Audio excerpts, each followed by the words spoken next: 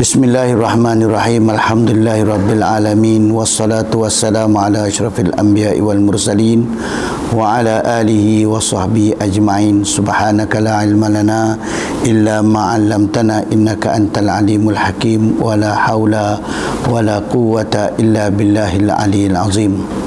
Allahumma akhrijna min zulumatil wahmi wa akrimna binuril fahmi وافتح علينا بمعرفة العلم وسهل أخلاقنا بالعلم وجعلنا من الذين يستمعون القول فيتبعون أحسنه أولئك الذين هداهم الله وأولئك هم المفلحون آمين يا رب العالمين. قال الله سبحانه وتعالى يا أيها الذين آمنوا كتب عليكم الصيام كما كتب على الذين من قبلكم لعلكم تتقون. صدق الله العظيم. Alhamdulillah, syukur kita kepada Allah Subhanahu wa taala kerana pada tahun ini masih lagi Allah Taala memilih kita antara senarai mereka-mereka yang dapat berada di Syahrul Mubarak, Syahrul Ramadan Mubarak, bulan yang penuh dengan keibadatan, bulan yang memberi peluang kepada kita untuk mencipta dan menjana ketakwaan kita kepada Allah Subhanahu wa taala dengan sebenar-benar takwa. Kerana seperti mana yang kita imani dan kita yakini bahwasanya bertakwa kepada Allah Subhanahu wa taala inilah orang-orang yang mendapat kejayaan sebenarnya. Seperti mana Allah Taala sebut, ulaika ala hudam mir rabbihim wa ulaika humul muflihun. Dan di kalangan orang-orang yang bertakwa kepada Allah inilah orang-orang yang dapat memantapkan pendirian mereka untuk meneruskan perjuangan menegakkan kalimah Allah Subhanahu wa taala, sehingga Allah Subhanahu wa taala memuji kepada orang-orang yang hebat ini seperti mana firman-Nya yang berbunyi, minal mu'minina rijalun sadaqu ma ahadullah alaih faminhum man qada nahbahu wa minhum man yantazir wa ma baddalu tabdilah. Di antara orang-orang yang beriman itu Allah Subhanahu wa taala suka kepada orang-orang yang menjadi hero, rijal.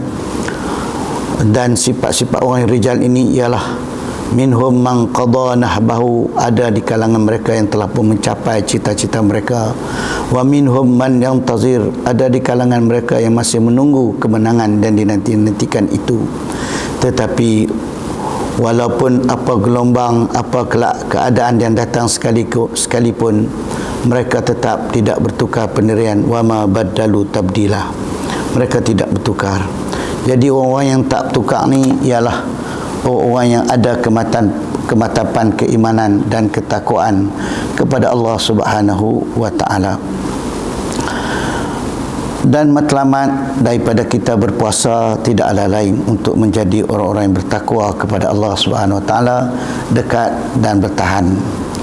Orang-orang yang dapat bertahan dan bertakwa kepada Allah Subhanahu wa taala dan dapat menetapkan diri mereka di jalan Allah Subhanahu wa taala ialah apabila adanya kepada mereka itu tiga perkara yang penting.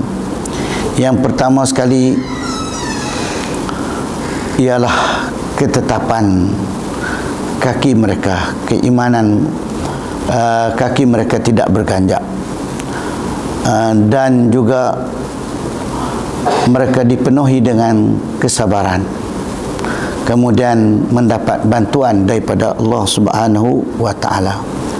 Jadi pada hari ini insya-Allah kesempatan yang ada ini, marilah sama-sama kita merenung satu kisah yang diceritakan di dalam Al-Quranul Karim, kitab Allah Subhanahu wa taala, di mana Allah Subhanahu wa taala menyebutkan tentang liku-liku perjuangan dan kekuatan-kekuatan yang dapat dibina apabila manusia itu bertakwa dan beriman kepada Allah Subhanahu wa taala. Allah Taala menceritakan tentang satu puak yang mana di peringkat awal seronok berancang, bila dia berasa kosong maka dia pun semawa nak dekatkan diri kepada Allah Subhanahu wa taala, nak libatkan diri dari perjuangan dengan berbagai-bagai cadangan. Bila tak ada, dia cari. Bila ada, dia nak lari. Dia tak mau bersama. Inilah antara perangai-perangai manusia yang Allah Ta'ala sifatkan dan ceritakan di dalam Al-Quranul Karim melalui sebuah kisah tentang Bani Israel, orang-orang Yahudi selepas daripada kebangkitan Nabi Musa AS. Nabi Musa dah pergi dah, maka tinggal mereka lagi yang akan meneruskan perjuangan. Alam tara ilal mala'i min bani Israel min ba'di Musa iz qalu li nabiyyin lahum mub'ath lana malikan nuqatil fi sabilillah qala hal asaitum in kutiba alaikumul qitalu alla tuqatilu qalu wama lana alla nuqatila fi sabilillah wa qad ukhrijna min diyarina wa abna'ina falamma kutiba alaihimul qitalu tawallaw illa qalilan minhum wallahu alimun bizzalimin. Tuan-tuan dan para penonton yang dikasihi sekalian, Bani Israel apabila tiadanya Nabi Musa AS, maka tetap dituntut untuk meneruskan perjuangan. Tapi masa tu Nabi yang nak meneruskan, pemimpin yang nak memimpin barisan mereka untuk membuka bumi Palestin tidak ada lagi masa tu. Hanya dan mana-mana Nabi yang ada pun mereka akan bunuh, mereka akan hancurkan sampai keturunan. Sehinggalah ada seorang Nabi yang terkenal dengan nama Syamuel. Nabi Syamuel ni adalah salah seorang daripada keturunan Nabi. Jadi beliau ni dijaga dan dikawal sehinggalah sampai menjadi orang tua lah, kita katakan bahasa mudah, jadi orang tua. Bila dah jadi orang tua, maka adalah di kalangan di sana orang Yahudi, mereka mari minta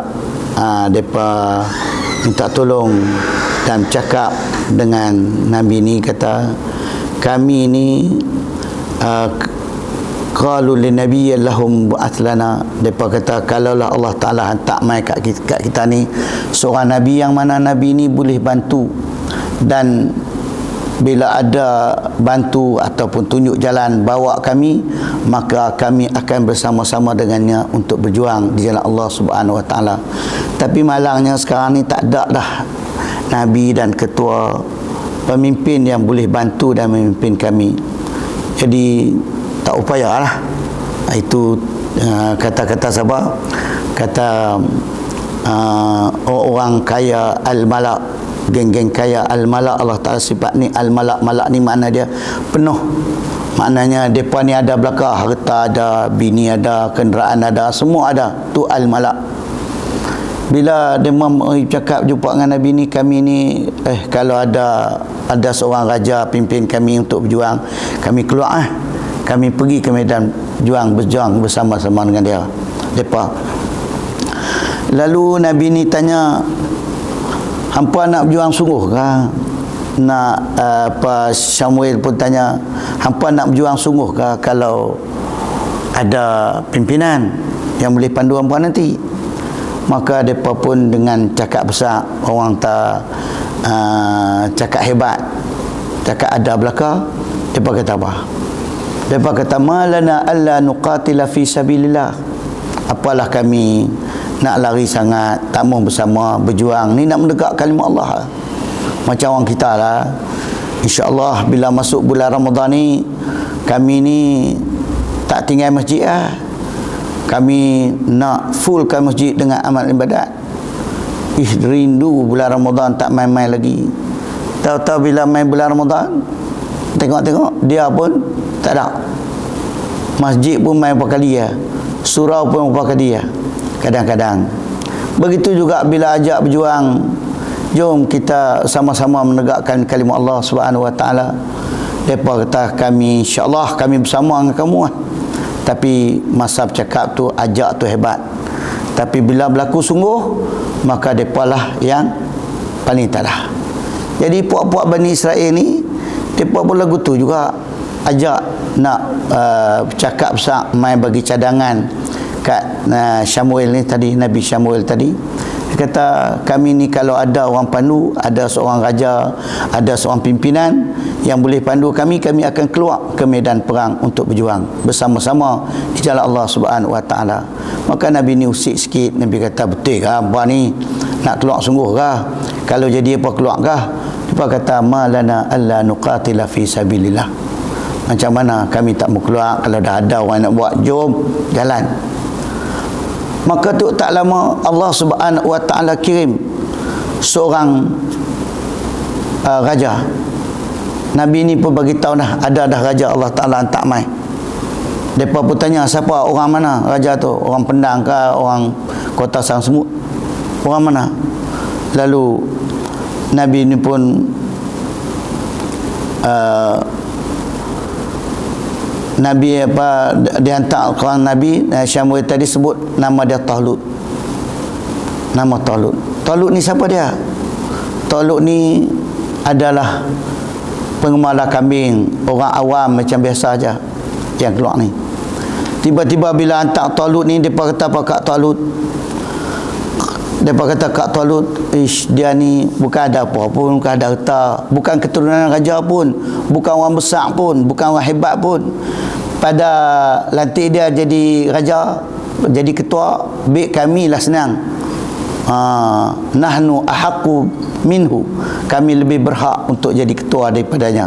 Itulah kehendak dan kemahuan daripada mereka ni tadi.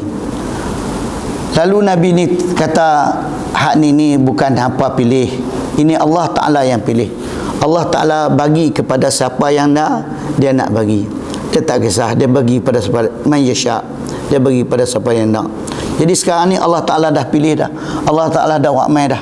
Dan Nabi yang Allah Ta'ala kirim ni, Talut ni pula, walaupun apa tengok lelaki, tapi dia ni ada tabut, ada sakibaki yang mana Nabi Musa dan Nabi Harun bawa dulu ni, ada kat dia. Jadi ini ada kepada dia, tanda kata dia ni mempunyai kelayakan untuk memimpin, sebab dia Allah Ta'ala pilih. Bila dah diterang oleh Nabi ni kepada mereka, mereka pun terima. Bila terima, sampailah satu masa nak ajak, nak bawa pergi ke medan untuk berjuang, nak bebaskan bumi Palestin. Maka tentera ni dipimpin oleh Talut. Bila berimpun jaja tentera ni tadi, tentera Talut berapa ramai? Hak berimpun tadi nak bersama berjihad tu hasil daripada kempen yang berlaku, maka ada 80,000 orang, ramai tentera tu tadi. Dan bila nak pergi ke medan perang, sampai di pertengah jalan mereka diuji oleh Allah Subhanahu wa taala. Talut pun bercakap, memberi ucapan ketenteraan. Dia kata, kita ni nak pergi ke medan perang. Bila nak pergi ke medan perang, maka di sini Allah Ta'ala nak uji kita sikit, nak tengok kekuatan dan kemampuan kita bertahan selama mana. Jadi dalam perjalanan kita ke medan sekejap lagi, kita akan bertemu sebatang sungai. Apabila jumpa sungai ni tadi, memang dalam perjalanan tu tadi bekalan mana ada banyak, pakat dahaga, bulan puasa mana kan, pakat dahaga. Bila dahaga minum, nak minum, tiba-tiba Talut bagi tahu, bila kamu sampai di sungai ni tadi, air dia jernih, elok, apa semua, tapi ingat, jangan siapa pun cuba-cuba untuk meminum air ini. Jangan siapa pun minum air sungai ni. Illa qalila, kalau nak minum boleh sikit saja, hanya satu tapak tangan saja boleh minum. Lebih pada tu tak boleh. Kalau betul-betul hampa nak jihad, kamu nak berjuang di jalan Allah Subhanahu wa taala, kamu jangan buat kerja, jangan minum air ni tadi. Jangan sekali-kali ambil air ni tadi berlebihan daripada had dia. Sampai habis saja dia ucap, sampailah perjalanan mereka ni ke sebatang sungai. Sungai negeri Arab, mana ada sungai banyak, sungai di sikit, air dia cantik. Air cantik tu cantik sungguh, jernih sungguh, sedap minum. Tambahlah air di bumi Syam, air dia pada, walaupun musim panas, tapi air dia sejuk, minum sedap. Tu air di negeri Syam. Jadi bila sampai di sungai ni, dia buat apa? Fasharibu minhum illa qalila. Semua pakat minum belaka, kecuali yang tak minum tu sikit saja. Berapa jumlah mereka tadi? 80,000. 80,000 yang minum ikut peraturan yang seperti mana diarahkan oleh ketua tadi ni, sikit saja. Hanya sejumlah orang ada disebut hanya 6,000 orang saja yang tak minum. Ada sebut lagi sikit, iaitu sejumlah tentera Badar 314 orang. Hak tu saja yang tinggal lagi. Yang lain tu ada 64,000. 74,000 tadi semuanya pakat minum belaka. Maka 74 yang minum tu tadi tidak dibenar ikut peperangan bersama dengan Talut tadi. Hampa tak boleh ikut. Pasal hampa minum, hampa tak boleh ikut. Maka yang teruskan perjalanan untuk menegakkan kalimah Allah, membebaskan bumi Palestin seperti mana yang diperintahkan oleh Allah Subhanahu Wa Taala kepada Nabi Musa tadi ni, maka yang pi hanya tinggal 4,000. 4,000 ni teruskan perjalanan. Bila teruskan perjalanan, mereka bertemulah dengan musuh mereka. Musuh mereka pula bukannya calan-calan orang, hebat. Siapa dia? Nama dia, musuh mereka ialah Jalut. Semua kenal Jalut tu macam mana pula? Jalut tu pula badan dia besar, bertenaga, punya tentera ramai. Tentera dia ribuan, tak disebut berapa jumlah dia. Banyak sungguh tentera ni tadi. Jadi bila banyak macam tu, maka nak bertarung dan nak berdepan dengan tentera ni tadi, macam mana cara dia? Tidak ada lain, Allah Ta'ala ajak kepada kita semua dan kepada Nabi-Nabi kita. Allah Ta'ala ajak supaya kita munajat ila Allah, kembali kepada Allah Subhanahu Wa Ta'ala. Bila dalam keadaan sempit, payah dan susah, maka tidak ada lain ialah iltija'u ilallah, kita kembali kepada Allah Subhanahu Wa Ta'ala. Tapi nak kembali kepada Allah bukan tunggu sempit saja. Senang pun, bila senang lagi baguslah kita kembali kepada Allah. Maka kalau masa senang kita kembali, masa susah lagi-lagilah kita kembali kepada Allah Subhanahu Wa Ta'ala. Iltija'u ilallahi azza wa jalla. Jadi tentera Talut tadi teruskan perjalanan. Bila mereka teruskan perjalanan, ya, sampai bertemu dengan Jalut. Bila bertemu dengan Jalut, mereka ni mengadu kepada Allah Subhanahu Wa Ta'ala. Doa yang dibaca oleh tentera Talut apa dia? Rabbana afrigh alaina sabran wa thabbit aqdamana wansurna 'alal qaumil kafirin. Talut iltija, mengadu kepada Allah Subhanahu Wa Ta'ala, ajak semua pengikutnya yang bersama untuk berjuang tadi supaya kembali kepada Allah Subhanahu Wa Ta'ala. Maka mohon 3 perkara. Pertama sekali yang dipamohon ialah Allahumma afrigh alaina sabran. Ya Allah, berikanlah kami kesabaran. Sabar penting. As-sabru inda sadmatil ula. Sabar ini ialah peristiwa pertama dan kita dah bubur orang dah. Lepas tu kita kata, mujur aku sabar, tidak aku tambah lagi dua penumbuk lagi. Itu nama dia tak sabar. Sabar ni ialah siapa yang meliku nafsuhu indal ghadab. Dia boleh menguasai diri dia ketika tersangat-sangat marah.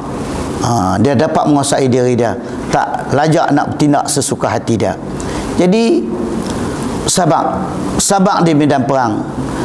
Macam mana yang diarah oleh ketua, macam mana yang disuruh oleh pimpinan, maka kita taati dan kita turuti dengan penuh kesabaran. Sabar. Hasil daripada sabar tadi dapat apa? Dapat tathabbut, dapat keutuhan pendirian kita. Kita dapat istiqamah, kita tak akan lari daripada medan. Jadi Talut tadi ajak supaya pasukan ni tadi iltija kepada Allah, mohon 3 perkara ni. Yang pertama sabar, yang kedua istiqamah, stay di atas perjalanan, di atas perjuangan untuk menegakkan kalimah Allah Subhanahu wa taala. Lepas tu yang ketiganya ialah an-nasr, memohon pertolongan daripada Allah Subhanahu wa taala ke atas puak-puak kafirin. Sebab kita ni kalau nak harap kepada tenaga saja, tenaga kita ni tak mampu. Nak harap kepada kederat saja, kederat kita ni tak terdaya. Jadi sudah pasti kita perlu kepada pertolongan daripada Allah Subhanahu wa taala, bantuan daripada Allah Subhanahu wa taala.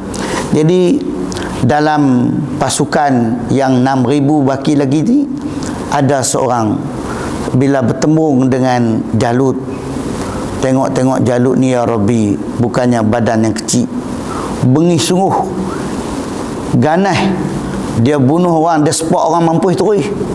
Tu geng Jalut, ganas, dan dia bunuh pula dengan pembunuhan yang bengis, sangat-sangat bengis.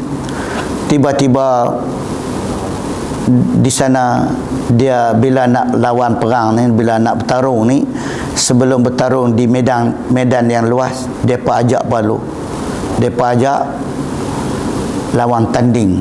Bahasa kita panggil lawan tanding. Bila ajak lawan tanding ni, maka Jalut pun kata, hal min mubaris, ada tak siapa nak lawan tanding aku? Maka keluar di sana seorang lelaki. Badan dia bukan gemuk pun, bukan besar, bukan sesar pun. Banding dengan Jalut, ya Rabbi, jauh. Iaitulah Daud, Nabi Daud alaihissalam. Badan dia kecil ya banding dengan Jalut. Bandingan kita tak tahulah sak mana, tapi kecil badan dia. Dia keluar.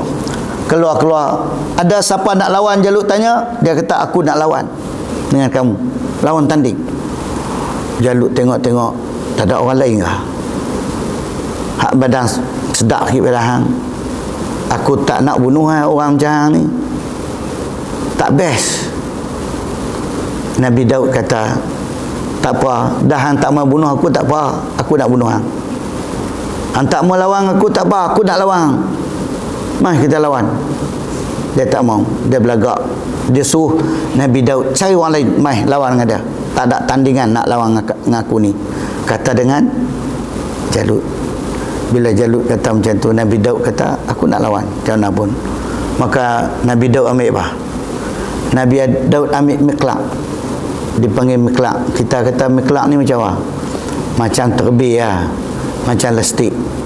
Dia ambil miklak tadi, dia bubuh batu, dia pusing, pom, hayung, kena apa? Kena dai Jalut tadi ni. Kena dia tunggu lagi, kedebuk jatuh, mampus terus. Tu Jalut. Kuasa Allah Subhanahu wa taala. Sebab tu dalam Quran, wa qatala Dauda Jaluda. Jadi Nabi Daud yang bunuh Jalut. Matilah Jalut. Tentera hak ramai-ramai tadi jadi apa? Hak beribu-ribu tadi, Sya'alik bawata, cabut. Faqazafa fi qulubihimur ra'b. Allah Ta'ala campak kepada mereka itu rasa takut. Bila takut, tinggalkan medan. Maka kalahlah tentera Jalut tadi bila mana bertarung dengan Nabi Daud alaihissalam. Tapi tentera Nabi Daud tadi ni mempunyai kekuatan, keupayaan, kesabaran, teguh berpendirian di medan untuk meneruskan perjuangan tadi. Puak-puak yang cakap pandai masa minta tadi ni masa minta peringkat awal berperang tadi ni, sebahagian mereka tawallau. Betul lah macam Allah Ta'ala sebut tadi, bila kata jangan minum, bila disuruh kata jangan minum, maka yang bakinya pakat minum. Berapa tadi? 74,000 yang minum air minum air sungai tadi. Tapi hari ni mereka tak sedia air no. Kalau ada air sedap lah. Jadi diuji hari ni. Baik, jadi tuan-tuan yang dikasihi sekalian dan para penonton yang dirahmati Allah sekalian, bahawa itulah dia perjuangan penuh dengan liku-liku ujian. Daripada 80,000 tinggal 6,000, dan sampai bawa kepada, ada riwayat menyatakan sampai tinggal 313 saja yang bersama dengan Nabi bersama dengan Nabi Daud dan Talut dalam mengharungi perjuangan ini tadi. Dan Talut tadi masa nak bertarung dengan, saya ulang sikit tak tercerita dalam perjalanan tadi, bila mana tentera Talut tawar siapa nak lawan dengan Jalut, dia kata aku akan bagi kahwin dia dengan anak aku. Dia ada anak. Maka akhirnya ikut riwayat tu Nabi Daud pun kahwin dengan anak dia, dan akhirnya Nabi Daud ini menjadi seorang yang hebat, ayah kepada segala raja-raja. Dan Nabi Daud ni mereka pun tak tahu sampai ke peringkat tu bahawa satu hari Nabi Daud ini akan jadi Nabi yang minal anbiya. Mereka pun tak tahu. Tapi Allah Ta'ala nak tunjuk kuasa dia. Ayatum min ayatillah, satu tanda daripada tanda kebesaran Allah Subhanahu wa Ta'ala. Innallaha yaf'alu ma yasha. Allah Ta'ala boleh buat apa yang dia suka. Jadi apa yang kita ambil daripada cerita ni tu, dan yang kita dapat daripada cerita ni ialah pertama sekali untuk kita nak berjuang, untuk kita nak menegakkan kalimah Allah Subhanahu wa Ta'ala, untuk kita nak jadi orang yang bertakwa, yang benar-benar dapat menjunjung dan melaksanakan perintah Allah Subhanahu wa Ta'ala. Maka ingat, bukannya kita dihampar dengan pemandani merah, bukannya dengan mudah begitu saja, tapi dengan ujian-ujian. Dan ujian ini datang dengan berbagai-bagai keadaan, berbagai situasi, suasana, keadaan yang kita tidak menjangka.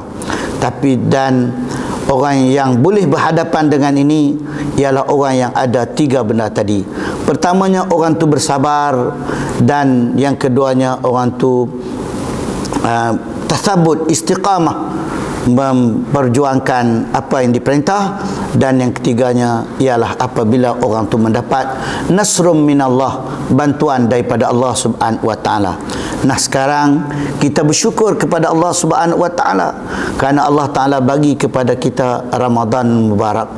Ini salah satu daripada hadiah yang Allah Ta'ala bagi kepada kita istimewa, untuk kita mendidik dan tarbiyah diri kita supaya kita menjadi orang-orang yang sabar, orang-orang yang bertakwa, orang yang setia berjuang, istiqamah berjuang menegakkan kalimah Allah Subhanahu wa Ta'ala di atas muka bumi Allah Subhanahu wa Ta'ala ini. Dan dengan Ramadan Al-Mubarak ini, saya ingat kata-kata Abu Zar Al-Ghifari. Apabila Nabi tanya kepada dia, Abu Zar, di dunia ni benda apakah yang paling kamu suka sekali? Lalu Abu Zar jawab, 3 perkara yang paling ku suka sekali. Pertamanya, uhibbul ju', aku suka lapang. Wa uhibbul marad, wa uhibbul maut, aku suka lapang, aku suka sakit, aku suka mati. Nabi tanya kepada dia, pasal apa kamu suka lapang? Aku suka lapang kerana bila lapang ni dia ingat kepada Allah Subhanahu wa Ta'ala. Hati kita jadi lembut. Bila lapang hati dia lembut kan. Kita tengok Allah Ta'ala kurnia dah kepada kita bulan Ramadan. Bila mari bulan Ramadan Al-Mubarak ini, alhamdulillah, masjid-masjid, surau-surau, tempat-tempat ibadat semuanya penuh dengan ahlul ibad. Walaupun bulan lain dia tak main, tapi tanda kata hati dia tu lembut. Bila mari bulan Ramadan, tak biasa main masjid pun main. Tu lembut hati.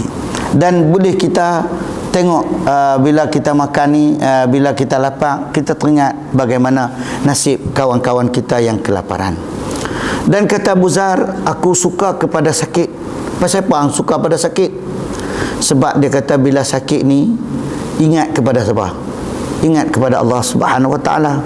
Orang bila sakit pinggang, bangkit bunyi dah, Allah sakitnya, kan? Dan yang keempat, yang ketiganya, ahibbul maut, aku suka mati, kerana mati ni cepat dapat bertemu dengan Allah Subhanahu wa Ta'ala. Jadi tuan-tuan hadirin dan para penonton yang dikasihi sekalian, harapan saya semoga tazkirah dan peringatan yang ringkas pada petang ini, moga-moga ianya membawa istifadah yang kuat, istifadah yang baik buat kita semua. Dan marilah sama-sama kita kukuhkan lagi keimanan kita, ketakwaan kita kepada Allah Subhanahu wa taala, kerana perjuangan kita masih lagi panjang dan banyak liku-likunya, dan liku-likunya ini memerlukan kepada kita banyak iltija, mengharap, bergantung harap kepada Allah Subhanahu wa taala. Dan doa yang saya bacakan tadi jangan lupa menjadi bacaan kita sentiasa. Rabbana afrigh alaina sabran wa thabbit aqdamana wansurna 'alal qaumil kafirin. Wa sallallahu ala sayidina Muhammad wa ala alihi washabbihi wasallam. Walhamdulillahirabbil alamin. Taqabbalallahu minkum.